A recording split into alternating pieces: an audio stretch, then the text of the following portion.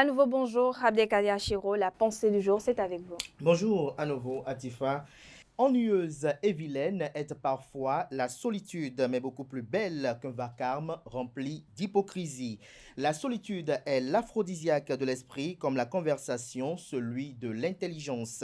Une des malédictions de la solitude, c'est qu'elle vous contraint à penser excessivement à vous-même. Certains disent qu'elle est l'élément des grands esprits. Je crois à la volupté de la chair et à l'irrémédiable solitude de l'âme. La solitude est une tempête de silence qui arrache toutes nos branches mortes.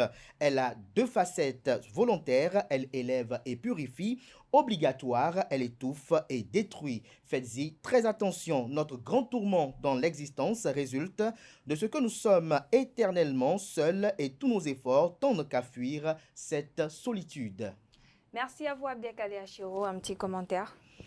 Oh, le petit commentaire, c'est d'amener nos amis internautes quand même à faire attention lorsqu'ils traversent une période de solitude, de savoir est-ce que cette solitude-là, est-ce qu'elle est volontaire, est-ce qu'elle est dans le cours normal des choses, ou c'est une solitude forcée ou obligatoire ou contrainte ou contraint. Est-ce qu'ils ont été contraints à la solitude? Parce que lorsqu'on est contraint parfois à la solitude, c'est qu'on on ne s'y retrouve pas, on n'y est pas.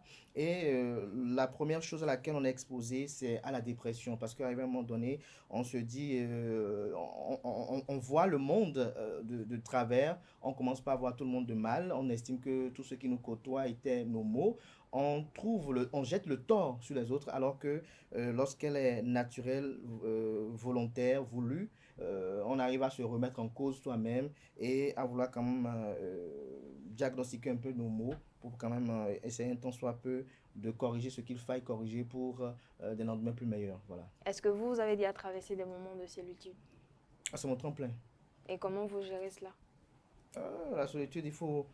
La meilleure façon de gérer cette solitude qui parfois est entremêlée parfois par une dépression qui aux apparences n'est pas perceptible, c'est de rire, de sourire et de prendre tout positivement. C'est la meilleure chose pour ne pas être abattu. Vous savez, même quand vous avez été diagnostiqué d'un cancer, même quand vous avez été diagnostiqué de maladie, la meilleure chose qui vous permet de survivre et de surmonter cela, c'est d'avoir un mental fort. Lorsque votre cerveau est en forme, je crois qu'il n'y a aucune maladie qui peut vous défier. Et vous me voyez très bien tous les matins. Tout à fait. Voilà. Merci à vous, Abdelkader. En tout cas, nos amis internautes l'auraient compris. Hein. Souriez, souriez parce que c'est le plus important.